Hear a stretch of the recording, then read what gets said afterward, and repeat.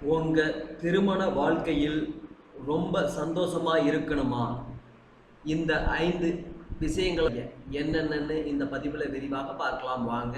அதற்கு முன்னாடி நம்ம சேனலை மறக்காம சப்ஸ்கிரைப் பண்ணுங்க. திருமண உறவு என்பது சாதாரணமான உறவு அல்ல, அது ஏராளமான கடமைகள் மற்றும் பொறுப்புகள் நிறைந்ததாக உள்ளது. இவற்றை ஒரு ஆணும் பெண்ணும் வெற்றிகரமாக சந்திக்கும் போது, அது திருமண உறவு நிறைவடைந்ததாக இருக்கும். பொதுவாக ஆண், பெண் உறவு என்றாலே, அது பல சிக்கல்கள் நிறைந்ததாக இருக்கும். அவற்றை நாம் சரியாக புரிந்து கொள்ள வேண்டும். ஒரு உறவில் அன்பு, நம்பிக்கை மற்றும் விட்டுக் கொடுக்கும் பழக்கம் மிக முக்கியம். இவைதான் உங்கள் உறவை உயிர்ப்போடு வைத்திருக்க உதவும். ஆதலால், தான் திருமணமான சில காலங்களிலே உங்கள் உறவு சலிப்படைகிறது அல்லது கசக்கிறது. ஆனால், உங்கள் திருமண உறவை நீங்கள் விரும்புகிறீர்கள் என்றால், அவற்றை புத்துயிர் பெற செய்யலாம். உங்கள் திருமண வாழ்க்கை எவ்வளவு கீழே இழுக்கப்பட்டதாக தோன்றினாலும் அதை மீண்டும் பாதையில் கொண்டு வாருங்கள். உங்கள் திருமண உறவை எளிதாக்கும் சில விஷயங்கள் உள்ளன. ஆனால் சில விஷயங்களை நீங்கள் கண்டிப்பாக விட்டுவிட வேண்டும். அது என்னென்ன விஷயங்கள் என்று தெரிந்து கொள்ள இக்கட்டுரையை முழுவதும் படியுங்கள். யதார்த்தமற்ற எதிர்பார்ப்புகள். தம்பதிகள் ஒரு உறவுக்குள் புதிதாக நுழையும்போது, ஆண், பெண் இருவருக்குள்ளும் பல எதிர்பார்ப்புகள் இருக்கும். பல எதிர்பார்ப்புகள் இருவருக்கும் ஒரே மாதிரியாக இருக்கலாம். சில எதிர்பார்ப்புகள் பூர்த்தி செய்ய முடியாமல் போகலாம். நம்பத்தகாத எதிர்பார்ப்புகளின் தடைகள் உங்கள் இருவரையும் மூச்சுத் திணறச் செய்யும். அந்த எதிர்பார்ப்புகள் உங்கள் உறவில் சிக்கல்களை ஏற்படுத்தலாம்.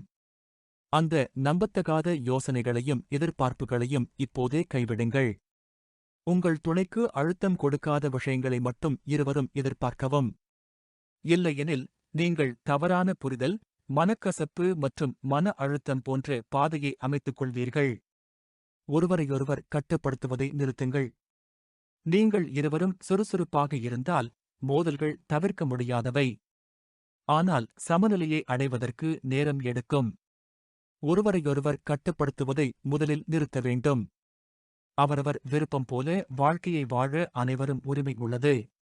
உங்கள் தனித்துவத்தையும் இணக்கத்தையும் சமநிலைப்படுத்த நீங்கள் பயிற்சி செய்ய வேண்டும்.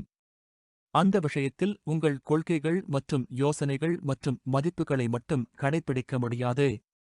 உங்கள் கூட்டாளியின் கருத்துக்களுக்கும் சமமாக மதிப்பளிக்க வேண்டும்.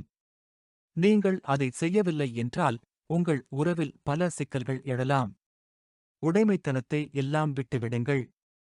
உங்கள் பங்குதாரர் உங்கள் சொத்து அல்ல என்பதை தெரிந்து கொள்ள வேண்டும். நீங்கள் இருவரும் எவ்வளவு காலம் ஒன்றாக இருந்தீர்கள்? ஒவ்வொருவருக்கும் சுவாசிக்கவும் வளரவும் அந்தந்த இடம் இருக்க வேண்டும். ஒருவருக்கான தனிப்பட்ட இடம் அவர் வாழ்க்கையில் எப்போதும் இருக்க வேண்டும். ஒருவரையொருவர் நம்புங்கள்.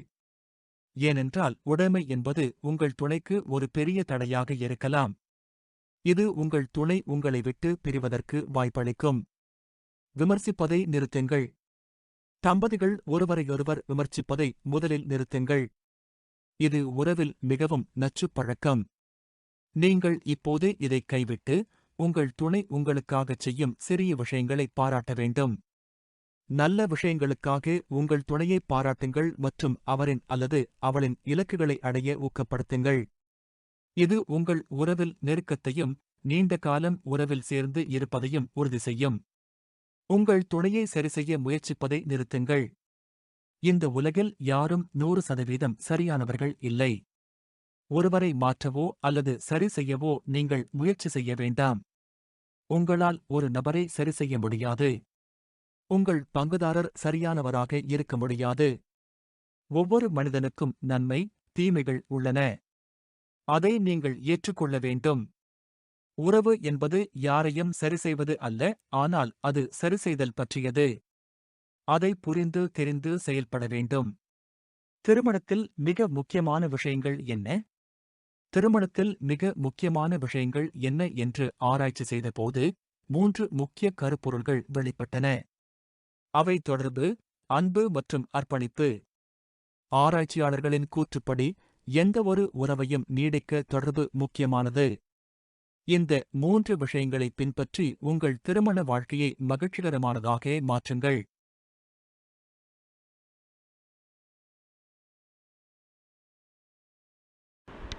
தேங்க்ஸ் ஃபார் வாட்சிங்.